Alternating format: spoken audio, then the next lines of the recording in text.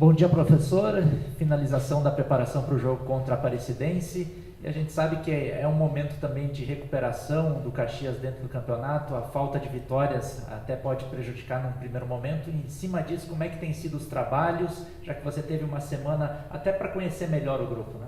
Bom dia. Realmente essa semana de trabalho foi muito proveitosa. Nós conseguimos atacar praticamente todas as fases do jogo, né, que nós gostaríamos, né? Trabalhamos bastante organização defensiva, parte ofensiva, obviamente, também trabalhamos muito. As transições, que é algo que a gente precisa ter tempo de trabalho, porque desgasta muito o jogador quando você coloca o atleta para fazer muitas acelerações no treino. E a bola parada, que é um ponto que a gente está focando muito, tendo muita atenção para tentar não sofrer mais esses gols de bola parada. Então a semana foi muito boa nesse sentido, uma dedicação muito grande dos atletas, isso é muito importante. A gente percebe assim, a todo momento, os jogadores tentando entender cada vez mais a maneira que a gente trabalha, a forma que a gente está colocando as ideias. E é claro que a sequência de jogos sem vitória, ela gera uma ansiedade que é natural. Então a gente também trabalhou muito esse lado mental, o lado psicológico dos nossos atletas. Dentro do treinamento, né, a gente trabalhou algumas variações de treino onde a gente cria, né, os desequilíbrios mentais, né, que é a questão de você criar situações do treinamento onde o time está ganhando, onde o time está perdendo, e ele tem que jogar contra a pressão de tempo.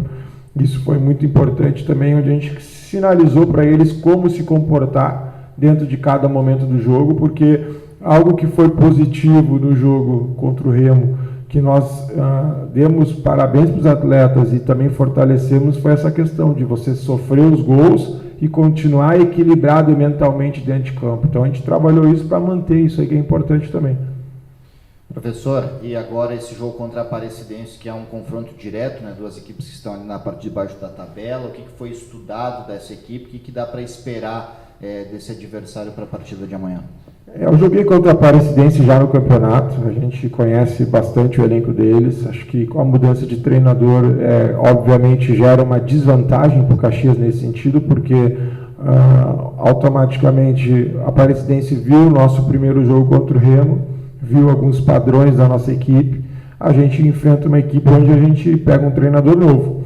Então fica difícil de você saber se ele vai tentar espelhar o nosso jogo, se ele vai mudar o sistema, se ele vai colocar a ideia que ele tinha no Londrina. Então nós trabalhamos a análise do nosso adversário, obviamente em cima dos atletas da Aparecidense, em cima das características de cada jogador e também um pouco em cima do time do Ávila, do Londrina também, né, que ele trabalhou no início da temporada.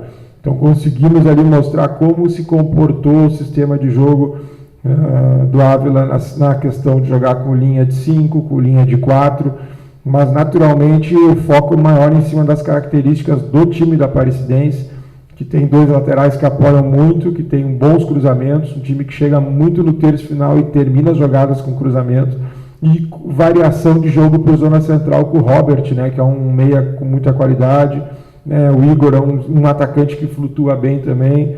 Então a gente sabe que é importante proteger essa zona central do jogo da Aparecidense, proteger bem o jogo construído pelo camisa 10 deles e automaticamente bloquear muito o jogo de lado apoiado com os dois laterais. Em relação ao time do Caxias, Thiago, o que você já definiu? Vai manter o esquema com a formação de 3 zagueiros? Porque agora você também conta com alguns reforços. Em cima disso também, a gente sabe que uns estão há algum tempo sem jogar, outros estão no melhor ritmo. Algum deles tem possibilidade, inclusive, de iniciar o jogo de amanhã? Bom, nessa semana eu consegui oportunizar de trabalhar os dois sistemas de jogo, né? Obviamente já está definido na minha cabeça como nós vamos jogar, mas também até para não dar arma para o nosso inimigo, né? A gente segura essa informação, mas eu pude trabalhar o 4-2-3-1, 4-3-3, a variação com a linha de 4. A gente trabalhou isso com a volta do Bastos, a gente ganha ele como um meia nessa função. Então ele treinou muito bem jogando num 4-2-3-1, como meio um pouco mais solto e 2 volantes dando sustentação por trás. E também trabalhamos a manutenção do sistema, treinamos mais um pouco a questão do 3-4-3, porque o Remo jogava com 3 zagueiros e era importante naquele momento a gente espelhar o sistema para também criar uma dificuldade em cima do Remo de construir contra o nosso time aqui. E deu certo, porém a gente acabou nesse jogo, como a gente conversou, né, pós-jogo, pecando em alguns detalhes da partida, deixando o Remo sair na frente naquele gol de escanteio, que aí muda toda a característica da estratégia que a gente tinha no jogo. Então, nesse jogo contra a Aparecidense, a semana foi boa, pude trabalhar nessas duas variações. Os reforços, nós estamos junto com a direção buscando contratar jogadores que estão jogando, né, que estão com ritmo de jogo, para exatamente, se dentro do meu entendimento, o jogador que chega já tiver condições de entrar no jogo, ele está apto para entrar. Então esse é outro ponto importante, né? Todas as contratações elas estão chegando, treinando, já se mostrando fisicamente bem preparados para entrar no jogo, para sair jogando em qualquer momento. Você destacou também a parte mental que está sendo trabalhada nos treinamentos, né? Para também lidar com um placar negativo ou com o tempo de jogo restante, e também a questão do Caxias na tabela, como é que se trabalha com o jogador sabendo que o Caxias está numa condição difícil, que tem que fazer agora uma boa campanha com esses jogos restantes. O ponto importante nessa situação que você falou é a gente conseguir trazer todo o foco para o próximo jogo. E algo que eu tenho feito com os atletas aqui, junto com toda a comissão, é a gente focar na próxima partida. A gente não olhar nesse momento para a situação de tabela ou começar a fazer cálculos que nós temos que ganhar o X número de jogos, que nós precisamos do X número de pontos nas próximas 4, 5 partidas, não. O foco é sempre no próximo jogo, porque nós precisamos resolver um problema de cada vez. E o problema agora é a Aparecidense, fazer os 3 pontos num confronto direto, e é muito importante todos os atletas e todo mundo que está dentro do trabalho ter esse entendimento. Não tem planejamento de 4, 5, 6, 7 jogos, 9 jogos, não.